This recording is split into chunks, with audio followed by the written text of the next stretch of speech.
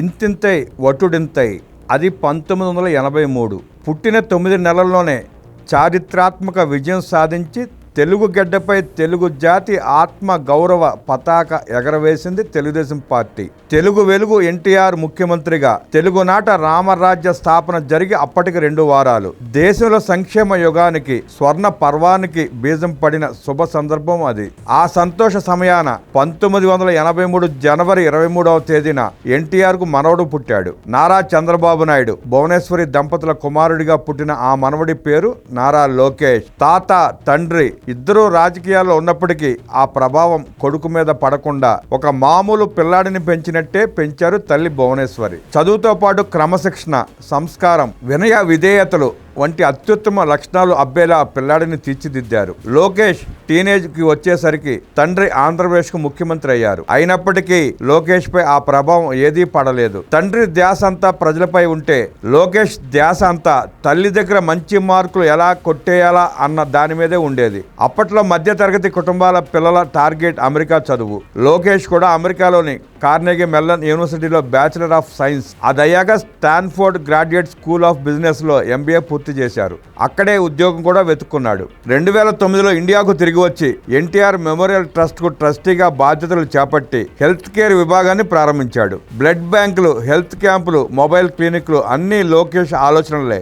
ఈ సమయంలో అతను ప్రజలతో మాట్లాడుతున్న తీరు, పేదలకు ఏదో చేయాలని అతను పడుతున్న తపన చూసి లోకేష్ ను రాజకీయాల్లోకి తీసుకురండి అంటూ చంద్రబాబు గారికి పార్టీ నేతలు చెప్పారు. కానీ లోకేష్ కు పార్టీలో కేవలం ఒక ఉద్యోగం మాత్రమే ఇచ్చారు చంద్రబాబు గారు. 2009 ఎన్నికల్లో పార్టీకి క్యాంపెయిన్ మేనేజర్ గా లోకేష్ ను నియమించారు. అప్పట్లో అదేమంత ప్రాధాన్యత గల స్థానం కాదు. కానీ తన వినూత్న ఆలోచనలతో ఆ స్థానానికి ఎంతో విలువ ఉందని నిరూపించారు లోకేష్. ఆ రోజుల్లో దేశంలోని రాజకీయ పార్టీలకు సోషల్ మీడియా గురించి పెద్దగా తెలియదు. కానీ భవిష్యత్తులో ఇదే పెద్ద యుద్ధక్షేత్రంగా మారుతుందని ఊహించిన లోకేష్ సోషల్ మీడియా వేదికగా ప్రచారాన్ని చేపట్టారు. మొదటిసారిగా దేశంలో ఒక ప్రాంతీయ పార్టీ సోషల్ మీడియా వేదికపై నిలిచి తన ప్రత్యేకతను చాటుకుంది. 4 ఏళ్ల తర్వాత 2013లో పార్టీ యువజన విభాగానికి లోకేష్ అధ్యక్షుడయ్యారు. 2014 ఎన్నికల మేనిఫెస్టోలో ₹2కి 20 లీటర్ల మంచినీరు అందించే ఎన్టీఆర్ సుజల పథకాన్ని పొందుపరిచి ప్రజానాయకుడిగా ప్రజల పట్ల తన ఆలోచనలు ఎలా ఉంటాయో చాటారు లోకేష్. అంతేకాదు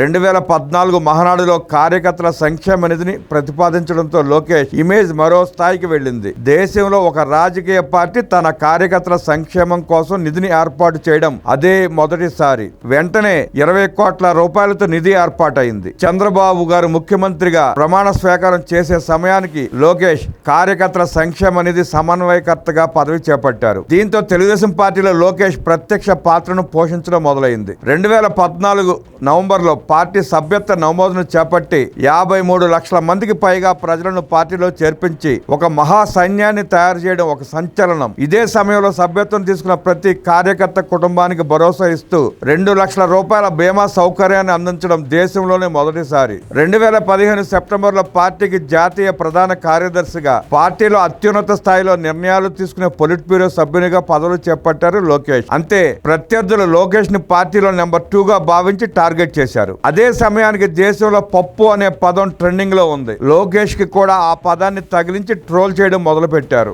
అమెరికాలో చదవడం కారణంగా తెలుగు భాష మీద సరైన పట్టు లేకపోవడమే అందుకు కారణం. అవేమీ పట్టించుకోకుండా తన పని తాను చేసుకుపోతున్న లోకేష్ ను 2017 మార్చి 30న పార్టీ ఎమ్మెల్సీగా చేసింది. ఆ తర్వాత నెల రోజులకు ఆంధ్రప్రదేశ్ రాష్ట్ర ఐటీ, పంచాయతీ రాజ్, గ్రామీణాభివృద్ధి శాఖల మంత్రి అయ్యారు లోకేష్. ఐటీ మంత్రిగా విశాఖపట్నంలో ఒకే రోజు 8 ఐటీ కంపెనీలను ప్రారంభించడం లోకేష్ సామర్థ్యానికి నిదర్శనం. అప్పట్లోనే ప్రత్యక్షంగా 30,428 ఐటీ ఉద్యోగాలను తెచ్చారు లోకేష్.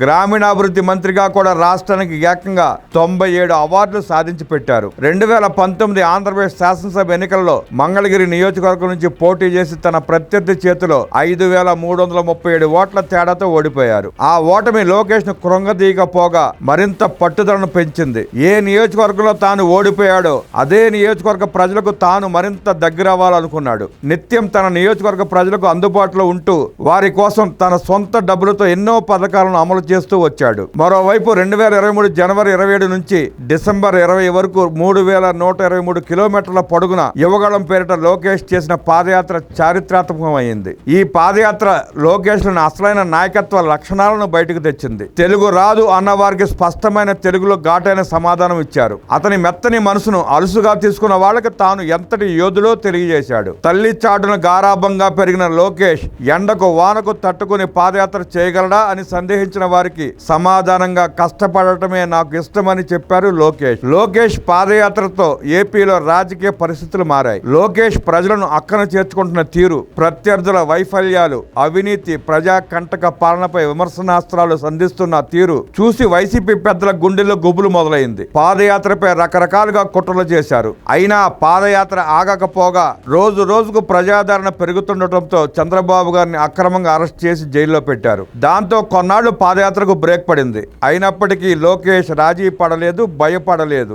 ఆనాటి రాజకీయ పరిస్థితులను శత్రు నాశనానికి అనుకూలంగా మలుచుకుని రాజకీయం అంటే ఇది అని నిరూపించారు. చంద్రబాబు గారు జైలు నుంచి బయటకు వచ్చాక పాదయాత్రను మళ్లీ మొదలుపెట్టి ప్రజలకు ఒక స్పష్టతనిచ్చారు. ఆ తర్వాత వచ్చిన ఎన్నికల్లో ఎలాంటి ఫలితాలు వచ్చాయో అందరికీ తెలుసు. గతంలో తాను ఓడిపోయిన నియోజకవర్గం నుంచే రికార్డు స్థాయి మెజారిటీతో గెలిచి తన నాయకత్వ పటిమను ప్రత్యర్థులకు రుచి చూపించారు.